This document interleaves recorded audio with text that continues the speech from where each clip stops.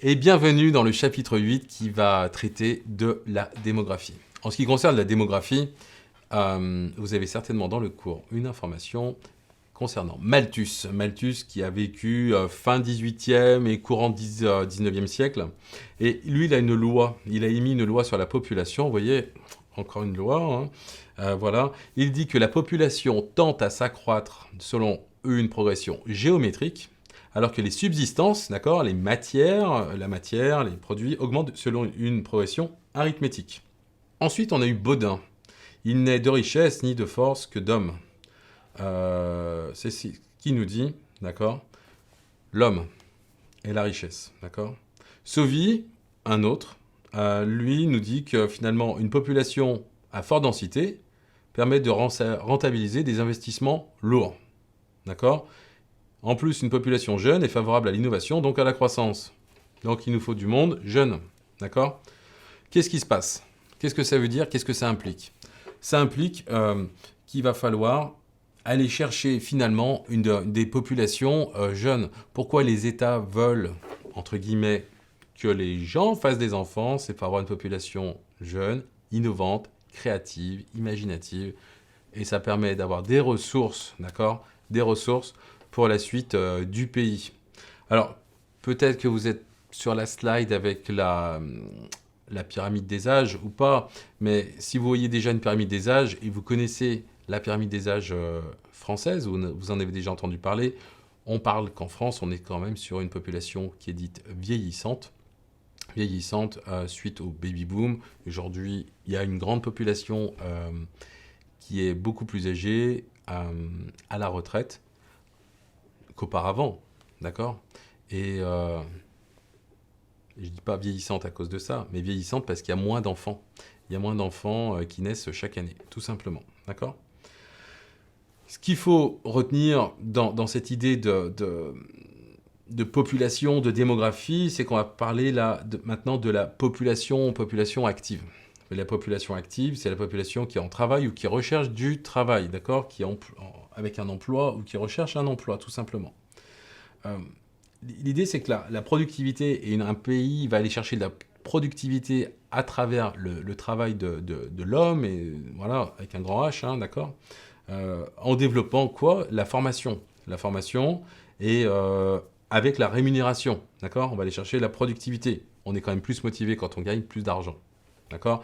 On est quand même plus productif quand on est formé au métier pour lequel on travaille, quoi, tout simplement, d'accord. C'est pour ça qu'il y a un processus de formation continue à avoir, et c'est ce que vous êtes en train de faire, hein, c'est-à-dire que vous êtes en train d'apprendre. Je ne sais pas où vous en êtes dans votre vie, mais vous êtes peut-être jeune ou moins jeune, mais peu importe. Mais l'idée, c'est d'apprendre, et c'est ce qui fait qu'on est à jour d'actualité, de plein de choses, et c'est ce qui fait qu'on est une personne riche, intérieurement, culturellement, intellectuellement également, quoi. Donc il y a la population active avec un objectif de dire on va former ces personnes, d'accord, aller chercher de la productivité, former, payer correctement les personnes qui sont qualifiées, également celles qui sont non qualifiées, à mon avis, également, une autre échelle. Il y a aussi des effets sur le système des retraites, c'est-à-dire que pour soutenir le système de retraite, il va falloir chercher à baisser le niveau des pensions. C'est ce qui est cherché, en tout cas, par les différents gouvernements. Les soutenir, voilà, il y a toujours cette... Comment est-ce qu'on va faire? Parce qu'en même temps, il y a l'inflation qui est plus ou moins contrôlée, hein, selon la période à laquelle vous regarderez cette vidéo. Et l'idée, c'est de dire, tiens, on va chercher de l'augmentation des ressources par l'impôt, les cotisations, faire payer plus peut-être aux actifs pour augmenter ces pensions ou les maintenir, d'accord? Parce qu'on est sur une population qui est quand même vieillissante. Qu'est-ce qu'on a d'autre comme une mesure? C'est de reporter l'âge de la retraite, d'accord? De pousser. On est à combien là maintenant? Ça, c'est une information que vous pourrez aller chercher, quoi. C'est-à-dire on est à 62, 63, 65 ans au moment où vous regardez la vidéo. J'espère que ce ne sera pas 80 ans, mais bon, voilà. Mais en tout cas, c'est de se dire, tiens, finalement, l'âge de la retraite est repoussé régulièrement parce qu'il va falloir payer les retraites, tout simplement. Il y a des effets également sur l'épargne, d'accord. Finalement, l'épargne, on reporte une partie de la consommation vers l'épargne, vous voyez, quand on a des revenus plus faibles, d'accord, on se dit, bah voilà, si j'ai des moins de revenus, bah, je vais moins consommer. Donc, qu'est-ce qui se passe?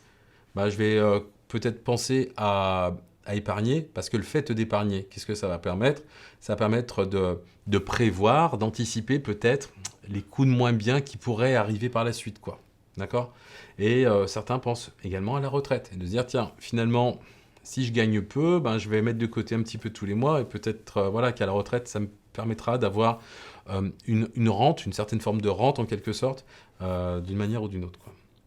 Donc, vous voyez, la démographie, c'est important d'aller voir comment est la population française. Qu'est-ce qui est en train de se jouer? Qu'est-ce qui est en train de se passer? C'est vrai qu'il y a des événements qui existent qui font que, bon, ou qui ont fait que la population est en train de vieillir.